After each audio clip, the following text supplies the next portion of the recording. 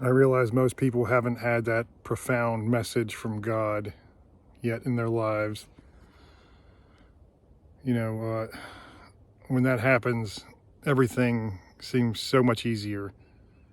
Every little burden or fear and anxiety in your life just kind of fades away. It's still going to be there. You're still going to have good and bad days, but it's just so much better because you know there's nothing to fear. You know He's guiding you. But since most people haven't, or maybe even won't have that profound message, I need to talk to those people, because that is when life is the hardest. That is when you're in the pits, when you're down in the dirt, when it feels like nobody believes in you, and most of the time nobody does. But God is still there. God is still sending you messages.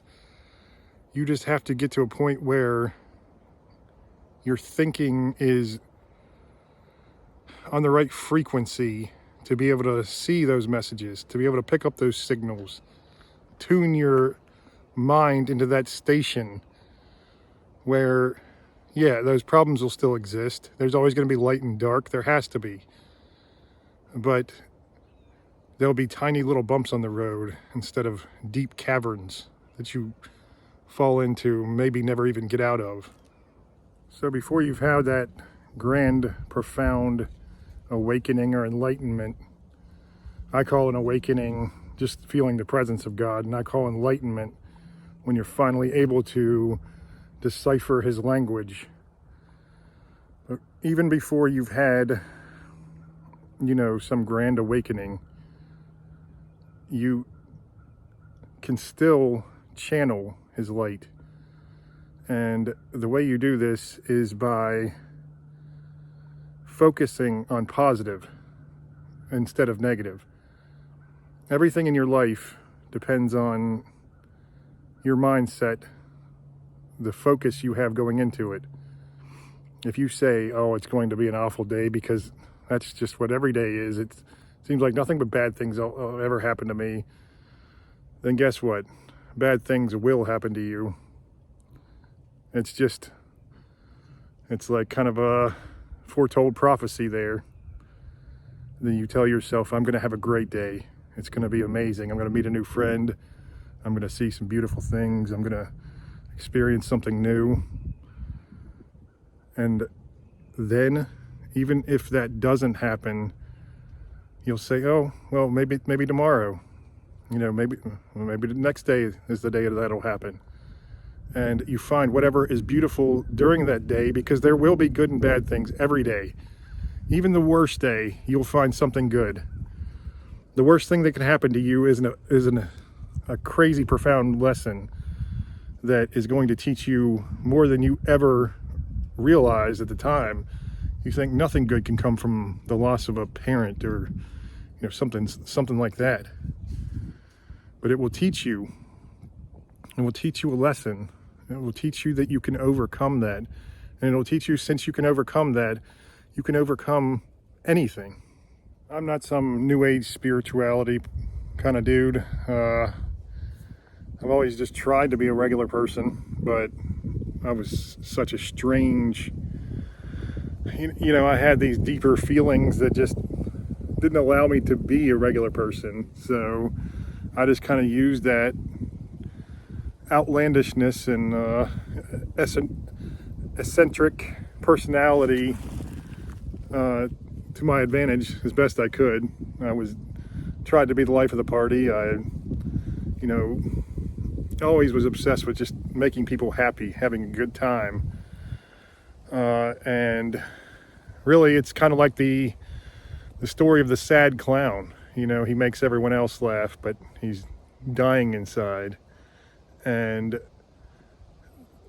I still love humor. I think it's one of the greatest things we have. I loved having fun with my friends. I loved doing all that stuff. The thing is, I was lacking that higher purpose. And until you have your spirituality, your faith in God, whether you've connected with God or not, you can have faith in him. And until you have that, you're going to have an empty void inside of you. It's just going to be there. You know, you have all these obstacles to overcome. And it's the darkness that we have to overcome with the light. And it's very difficult to do that before you connect with God. But it's possible. And you won't find true peace until you connect with God. But you can get on that path at least. You can get on that path, and then God will come to you when you're ready. Because he won't come to you until you are ready. It just never happens until you've finally passed enough tests, until you've trained enough. You know, picture yourself that we're all soldiers in training. A soldier has to train over and over. So when they're in war or in battle, they have instincts that carry them. You know, when we're in such a fearful situation, the adrenaline kicks in. We'll either freeze up or just freak out. It's just because we have no training. We have no basis of that reality to deal with it. But a soldier trains like that over and over again. So when that adrenaline kicks in, the instincts are to do this, you know, to follow the commander, to do whatever they train you to do. You know, it's like that for every kind of stressful profession. You know, policemen, firemen, all that stuff. You have to train yourself to be positive and to be spiritual. And that doesn't mean being some whacked out hippie person, you know, let's go meditate under the tree, you know, for hours, and then, you know, cook a vegan dinner and do this and that. No, if I could afford a bloody steak, I'd go and eat it right now. You have to learn positivity in every form and serving others. You know, I try to take every single religion, mythology, philosophy, and even stories and experiences, and I try to take the similarities of what they all have in common and what seems to me like it would be best to serve God and to serve others. And I kind of put them all together into my own philosophy. And we should all have our own philosophy. You know, we shouldn't blindly follow. We should always question, but we should also keep an open mind, because we know it takes more faith to not believe in God than to believe in God. With all the evidence of this world and our higher consciousness, and it's just the miraculous things that happens to us. So if you can get yourself to believe in God and to have that faith in him, whether you really feel it truly, you know, you probably aren't going to feel it truly until you are visited and get that profound message from him. But you can focus on following him and worshiping him and trying to fake it until you make it, until you understand that he is always guiding you, that he's always sending you messages. You just can't decipher them because your ego is driving this. Once your ego stops driving, then things start accelerating so fast. You know, your ego is what keeps you grounded into this world, but your heart is what pours the love in. And, you know, you have to have both of them because it's the yin and the yang. But you can have your ego be, you know, take a back seat to the heart. And once you do that, you will start getting down that spiritual path to find God faster and faster. And soon it will be like a new world to you. You know, just having that positive attitude is a new world. If you can train yourself like those soldiers and firemen to every single day, no matter what, you're going to find the best, you know, the beauty in it. You're going to find the positivity. You're going to think today is going to be a great day. And if you keep doing that over and over and over, it's going to be a reality. It's kind of like the New Age spiritual people say, manifesting your reality. You know, there is something to that, because your focus does manifest a type of reality that God allows. God, as I've said in another video, God will use that as a lesson for you if you try to manifest wealth or something, you know, material like that.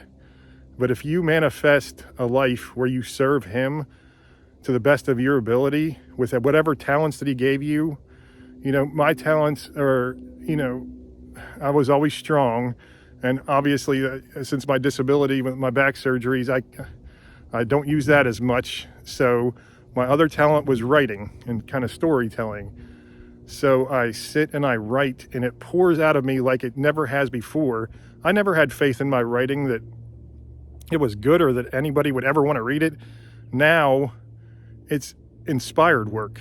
And you know, that's why I started making these videos, kind of to get my thoughts together for my writing.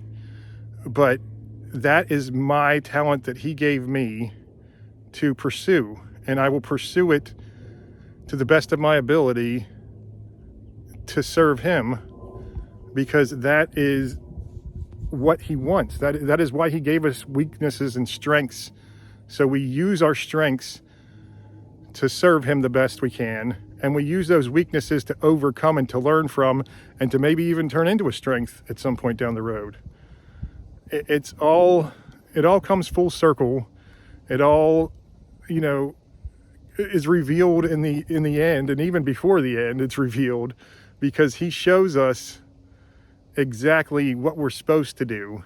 And even if we don't understand it, we will see where we're supposed to go, and we will follow Him, and life is changed then. It's very hard to explain, especially in a, you know, a short little video like this, but you know, that positivity that you channel for Him will transform you into something that you never even understood was possible, to have that inner peace, because you don't have that inner peace until you finally connect with Him. And connecting with Him, you no longer fear death. If you no longer fear death, what the hell is there to fear? There's nothing else to fear. I mean, that's, you know, the only thing I fear right now is something happening to my children.